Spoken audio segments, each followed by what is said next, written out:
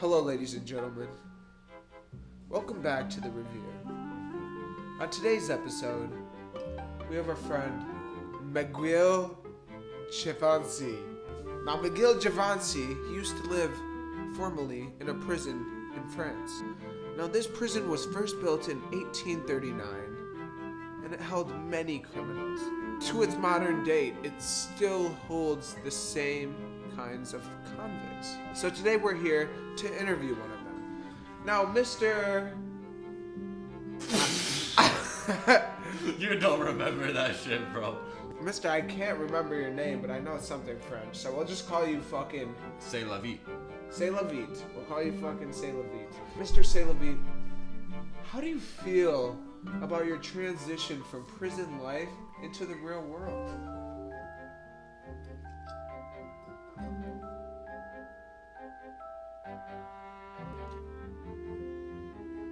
At first it was a little hard. A little rough at first. It was a little rough at first. And the laxatives and the lube, did it help with the sexual penetration in prison? I'm just wondering because I don't know if you guys heard this at the beginning of the video, but the prison that he was once held in was, I mean, world famous for. That's not just me. You can look at the statistics. We'll pull them up right here. He's right. It's now known for like the child. You're not fucking agreeing with me. You're gonna shut your fucking mouth while I do this goddamn interview. So, Mr. Lasavitz, or whatever the fuck your name is, you French bastard, how has your transition been from the Caucasus to the modern day world?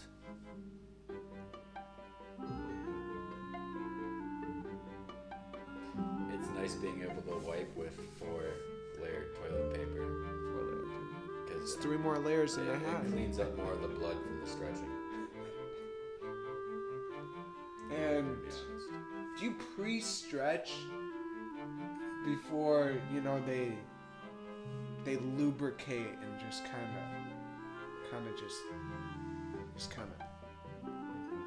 but it's this is you kind of That's spittle. That's kind You of gotta spit triggering. up. That's kind of. Yeah, I'm gonna ask you to stop. Yeah, my That's bad. kind of triggering some past reflections. But, Okay. Well, we're gonna move on from that first question. So the second question that we have, and this is from one of our viewers, Thank you. Todd Renzobreth. You asked us to ask him this question. So back when you were in prison, there was some news about the sexual of your pets and animals as a praise to your God. And so our question was from the audience. They said, how does the animals feel affected, if you could put yourself in the perspective of the animals, from you abusing them sexually? How do you think those animals feel? I'd like to say that the animals touched me first. They were rubbing me in places that... You know, you're fucking lying.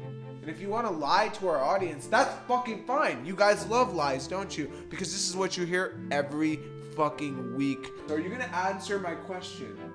Or we're going to have to keep questioning you? Can't even answer. You're catching me off guard. I didn't know we were gonna go this south.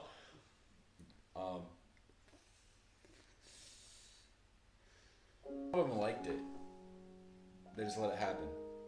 So just, can you recreate some of those noises that you heard? So like one of the goats, right?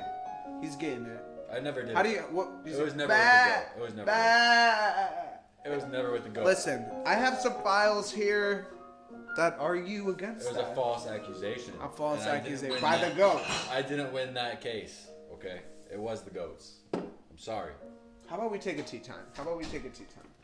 Why don't you open up that Bacardi? We'll get you loosened up here.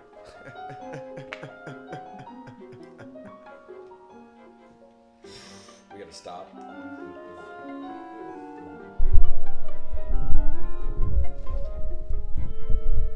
Irritated. I'm fine. I'm just kidding.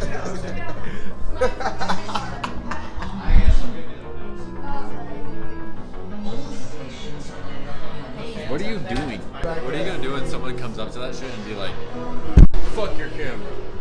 Dude, I'm gonna knock you out, little guy.